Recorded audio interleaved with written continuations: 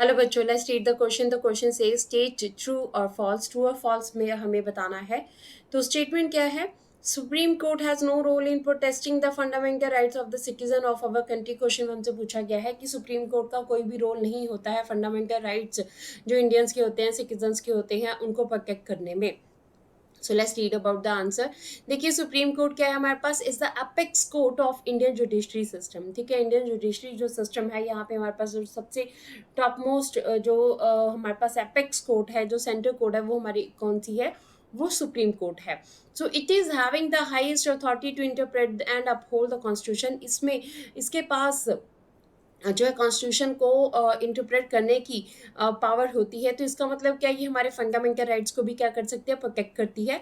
So all citizens can access the courts in the country. हमारे जो citizens हैं, सब सिटीजन्स क्या कर सकते हैं? कोर्ट्स में जो है जा सकते हैं अपनी प्रॉब्लम्स के लिए। The persons can appeal to higher courts if they believe that the judgement pass by the lower courts is not just.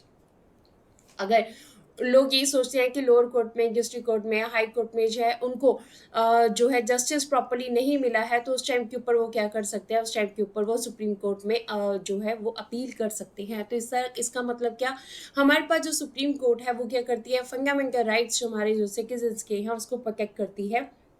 हमारे किसी भी फंडामेंटल राइट की अगर एक्सप्लिकेशन होती है तो उसके लिए हम सुप्रीम कोर्ट के पास जा सकते हैं। सुप्रीम कोर्ट उसमें प्रॉपर जो भी जजमेंट है हमारी अकॉर्डिंगली जो है वो देती है। जो भी जस्टिस होता है उसको प्रॉपरली जस्टिस देते हैं, अपना डिसीजन उसके अकॉर्डिंगली करते हैं। तो इसलिए सुप्रीम कोर्ट जो है उसका यहाँ पे कहना है कि हैज़ नो रोल, ठीक है, in protecting the fundamental rights of the citizen of our country. नहीं, तो ये बिल्कुल गलत है, ये फॉल्स हो जाती है स्टेटमेंट, क्योंकि सुप्रीम कोर्ट तो मेन रोल प्ले करती है फंडामेंटल राइट्स को प्रोटेक्ट करने के लिए। क्योंकि ये कॉन्स्टिट्यूशन को अगर इंटरप्रेट कर सकती है तो इसका मतलब क्या, फंडामेंटल राइट्स को भी ये हमारे पास प्रोटेक्ट कर सकती है। तो सब सिटीजन्स जो हैं वो अपील सिस्टम से क्या कर सकते हैं? सुप्रीम कोर्ट के पास जा सकते हैं अपनी किसी भी जो है फंडामेंटल राइट की एक्सप्लिकेशन के लिए। सो आंसर क्या आएगा? आंसर जो है हमारा फॉल्स है ये स्टेटमेंट।